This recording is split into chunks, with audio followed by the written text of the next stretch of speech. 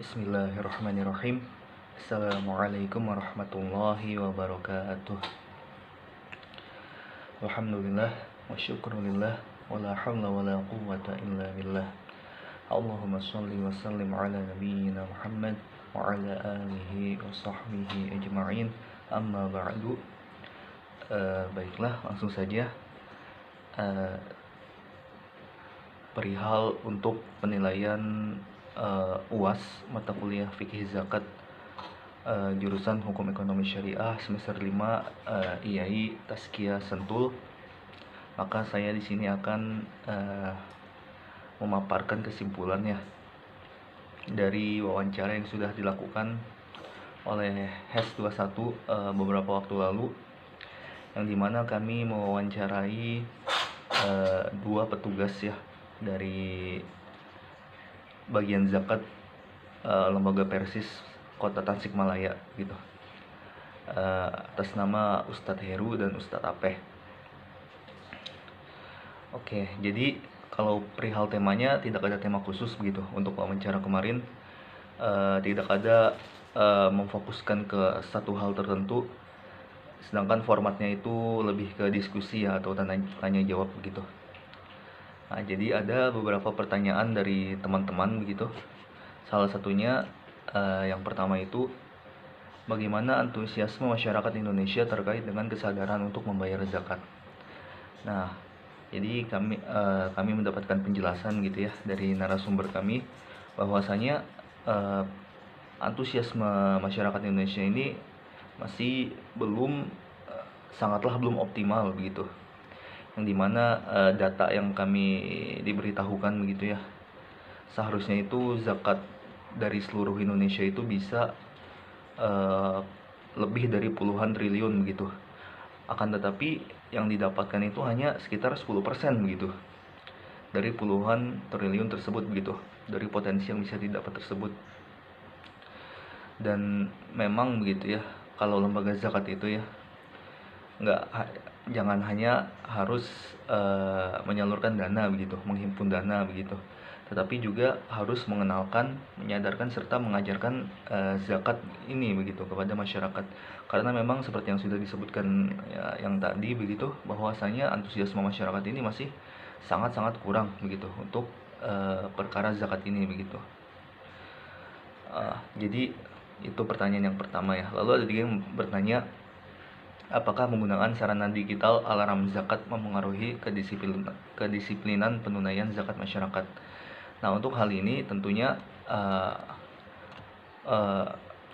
bentuk-bentuk aplikasi ya, atau hal-hal yang berbentuk digital ya, atau yang modernisasi begitu ya, ya tentunya itu bisa membantu ya sebagai bentuk pelayanan atau kemudahan untuk masyarakat umat muslim gitu ya, untuk membayar zakat. Ini sebagai bentuk ikhtiar dari kita ya.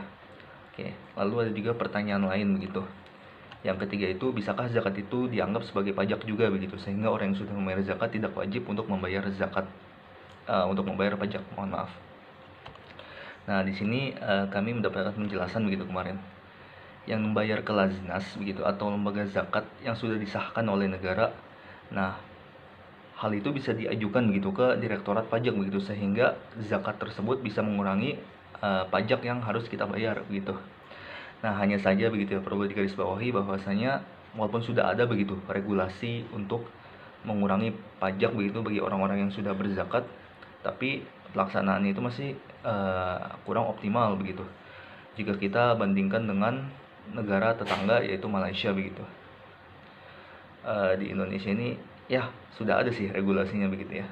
Mungkin bisa dibilang kita syukuri apa yang ada begitu, sudah ada starternya begitu. Mudah-mudahan ke depan ini bisa lebih optimal lagi begitu. Perkara regulasinya kan sudah ada nih ya, mudah-mudahan pelaksanaannya ke depan ini bisa lebih baik lagi begitu.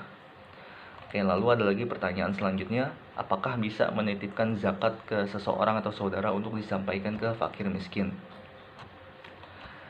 Nah, jadi di sini kalau untuk perkara ini kami diberitahukan bahwasanya pelaksanaan zakat itu harus dikelola oleh kumpulan orang atau lembaga begitu. Setidaknya itu sebagaimana yang dicontohkan oleh Nabi Muhammad SAW begitu. Nah, lalu bagaimana jika secara individu begitu?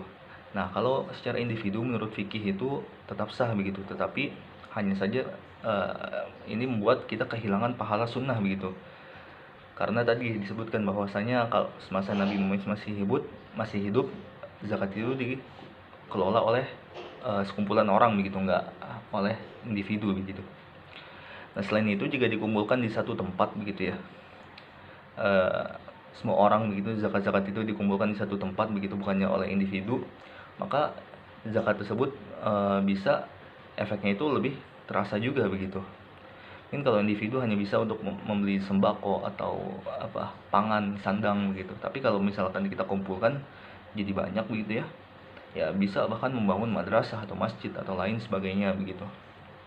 Dan juga zakat ini eh, jika memberikan ke lembaga ya diharapkan bisa menghindarkan kita dari yang namanya ria begitu ya, karena kalau individu begitu ya namanya kan ketahuan gitu ya, dilihat oleh orang begitu. Tapi kalau lembaga kan enak begitu, yang menyalurkan bukan kita gitu. Jadi mudah-mudahan bisa membantu meluruskan niat kita juga begitu.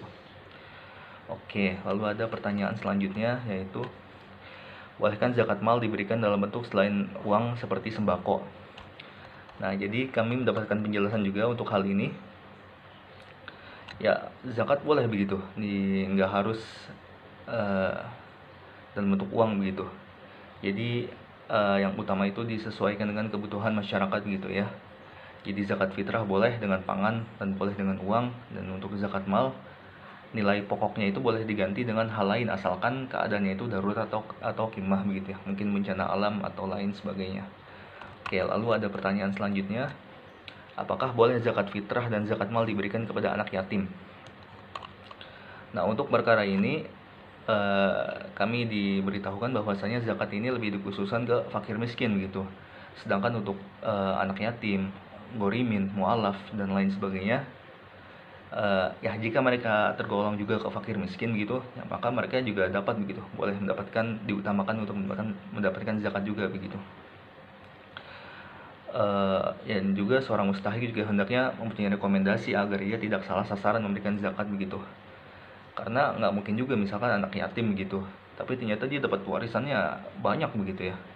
Nah, tentunya kalau seperti itu dia nggak diutamakan mendapatkan zakat begitu. Bisa juga mualaf begitu ya. Mungkin dia pengusaha kaya raya begitu dari bisnisnya yang lama begitu. Ya tentunya dia nggak diutamakan juga untuk mendapatkan zakat juga begitu.